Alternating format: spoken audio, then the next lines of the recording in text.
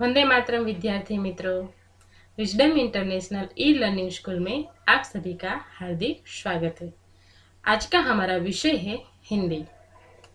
कक्षा 7 विषय हिंदी, विषयांग कथनी और करनी, भाग 3। इसका साहित्य प्रकार निबंध। विद्यार्थी मित्रों, कथनी और करनी निबंध के अगले 2 भागों में हम इस निबंध का संपूर्ण अभ्यास कर चुके हैं।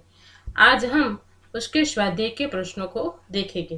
तो इसके स्वाध्याय के प्रश्नों को देखने से पूर्व हम सबसे पहले इनके शब्दार्थ और मुहावरों का अभ्यास करेंगे। निम्नलिखित शब्दार्थ और मुहावरों को पढ़िए और लिखिए। विद्यार्थी मित्रों, आपको इन शब्दार्थ को पढ़ना है और अपनी कॉपी में लिखना है। सवारा अर्थात सजाया, अंतर अर्थात भेद, फर्क, पार्क अर्थात बगीचा, बाग, कतार अर्थात पंक्ति, वर्जित अर्थात निषेध, शीघ्र अर्थात जल्दी, तपाक से अर्थात जोश के साथ जल्दी से, पोता अर्थात पुत्र का पुत्र, प्रतीक्षा अर्थात इंतजार, राशि अर्थात रकम, आचरण अर्थात व्यवहार, सदैव अर्थात सदा के लिए। मुहावरे। गुणों की खान अर्थात बहुत गुणी। इसका वाक्य प्रयोग होगा, मनुष्य अपने आप को गुणों की खान समझता है। दूसरा, पानी पानी हो जाना, बहुत लज्जित होना। इसका वाक्य प्रयोग, अपनी चोरी पकड़ी जाने पर वह लड़का शर्म से पानी पानी हो गया। अब हम इसका स्वाध्याय और अभ्यास के उत्तर को देखेंगे। तो सबसे पहले निम्नलिखित प्रश्नों के उत्तर लिखिए। पहला प्रश्न, ईश्वर ने मनुष्य को अन्य प्राणियों से किस प्रकार श्रेष्ठ बनाया है? तो ईश्वर ने मनुष्य को इस पृथ्वी पर के हरेक प्राणियों से श्रेष्ठ और अलग बनाया है। तो वो कैसे? तो ईश्वर ने मनुष्य को सोचने समझने के लिए बुद्धि क्षमता दी है, विचारने की शक्ति दी है, अच्छे बुरे का अंतर समझ पाए ऐसी शक्ति ईश्वर ने उसे प्रदान की है। ईश्वर ने सिर्फ मनुष्य को ही वाणी का वरदान दिया है। मतलब कि इस धरती पर कई जीव है, लेकिन किसी को भी ईश्वर ने वाणी का वरदान नहीं दिया। वो सिर्फ और सिर्फ मनुष्य को ही दिया है। ईश्वर ने मनुष्य को एक सुंदर शरीर दिया है। इस तरह ईश्वर ने मनुष्य को इस धरती पर के, इस पृथ्वी पर के अन्य सभी प्राणियों से सर्वश्रेष्ठ बनाया है। दूसरा प्रश्न, धूम्रपान वर्जित है, कहाँ कहाँ और क्यों लिखा होता है? विद्यार्थी मित्रों, धूम्रपान अर्थात बीड़ी, सिगरेट या फिर अन्य किसी भी प्रकार का व्यसन, उसे कहते हैं धूम्रपान। तो धूम्रपान वर्जित है ऐसा कहाँ पर लिखा होता है? तो धूम्रपान वर्जित है ऐसा ट्रेन अर्थात रेलगाड़ियों में, बसों में या अन्य सरकारी वाहनों में ऐसा लिखा होता है। अस्पताल और सिनेमागृह अर्थात थिएटरों में भी धूम्रपान न करने की सूचना लिखी जाती है। धर्मशाला, मंदिर, मस्जिद, पुस्तकालय और बड़े बड़े बाग बगीचों में भी यह चेतावनी लिखी जाती है। क्यों लिखी जाती है?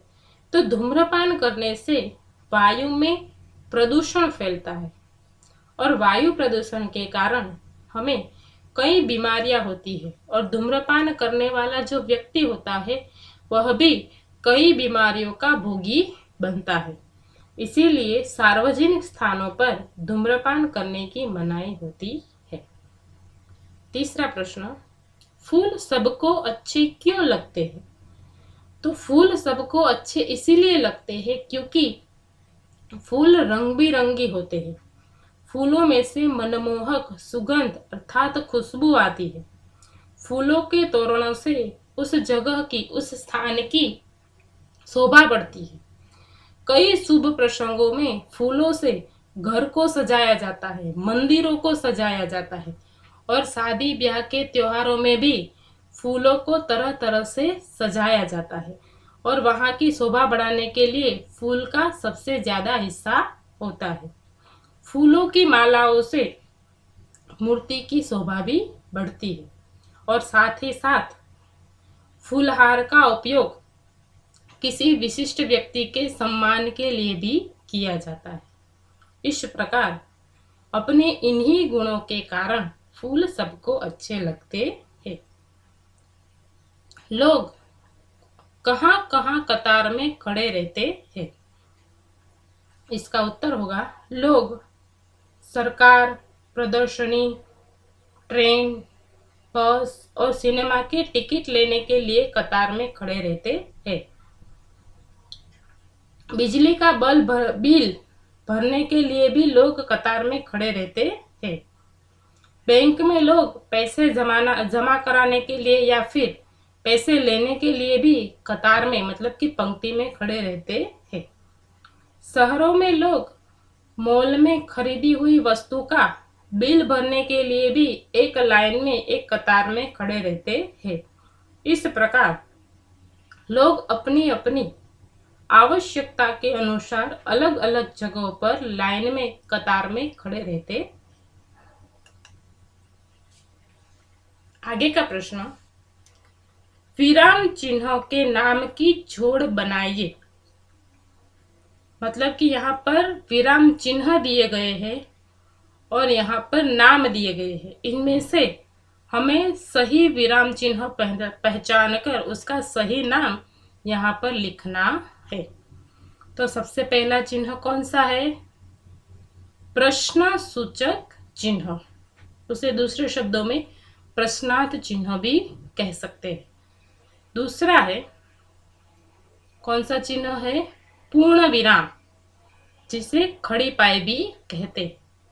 तीसरा चिन्ह है उद्गार चिन्ह अथवा विस्मय सूचक चिन्ह। चौथा है अल्प विराम। पांचवा है अवतरण चिन्ह और छठा है योजक चिन्ह।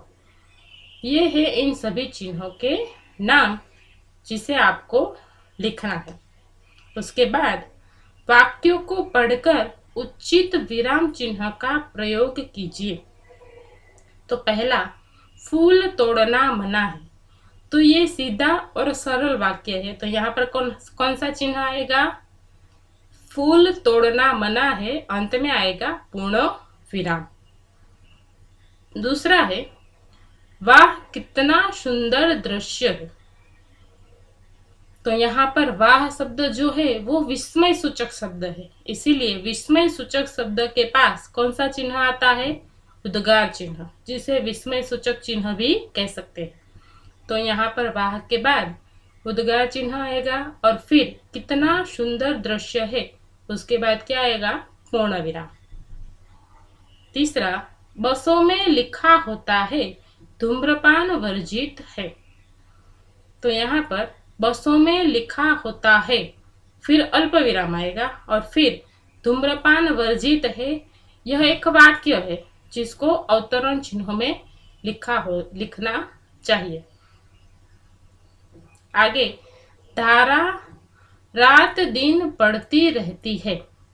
तो यहाँ पर रात और दिन दोनों के बीच कौन सा चिन्ह आएगा? योजक चिन्ह। तो धारा रात दिन बढ़ती रहती है। फिर उसके बाद पौधे बारिश में ही क्यों लगाए जाते हैं। तो इस वाक्य में प्रश्न पूछा गया है कि क्यों लगाए जाते हैं, इसीलिए इसके वाक्य के अंत में कौन सा चिन्ह आएगा? प्रश्नार्थ चिन्ह, कि पौधे बारिश में ही क्यों लगाए जाते हैं। अब निम्नलिखित प्रश्नों के उत्तर लिखिए। सबसे पहला प्रश्न, बस कंडक्टर ने यात्री को क्या करने से रोका? तो बस कंडक्टर ने यात्री को बस में धूम्रपान अर्थात सिगरेट पीने से रोका। दूसरा प्रश्न, फूल तोड़ने वाले सज्जन ने अपनी शर्म मिटाने के लिए क्या कहा?